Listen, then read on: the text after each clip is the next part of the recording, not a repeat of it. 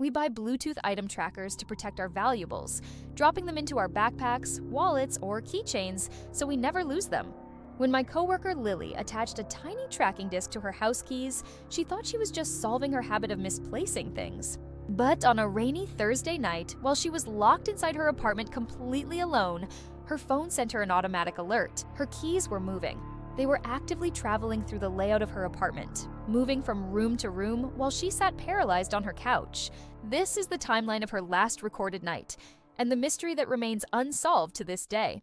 Lily lived on the top floor of an old, renovated industrial loft apartment. At 11 p.m., she realized her keys were missing from the kitchen counter where she always left them.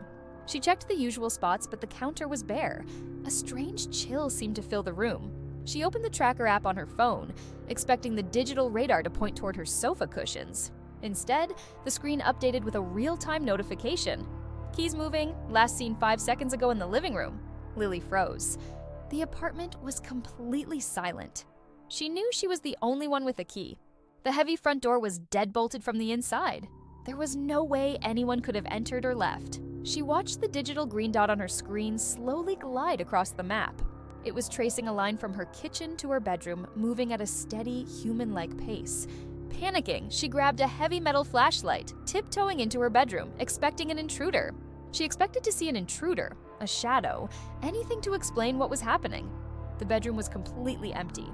The closet doors were shut, and the window was locked tight.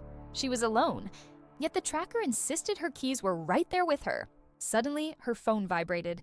The tracker app read, "You are standing directly on top of your item." Lily looked down at the empty floorboards beneath her feet, then slowly raised her flashlight upward.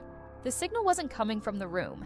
It was coming from inside the thick, hollow drywall directly in front of her face. From inside the wall cavity, she heard a faint, distinct sound, the metallic jingling of her keychain. The keys were traveling vertically, moving up toward the ceiling as if something was dragging them through the structure. Then, a soft, dry scratching sound echoed from behind the plaster, followed by a low, human wheeze. Lily backed away in absolute horror, dropping her phone as the tracking dot suddenly sprinted across the map toward her. The metal vent cover violently popped open. When Lily's family arrived the next day, the apartment was secure, but she was gone.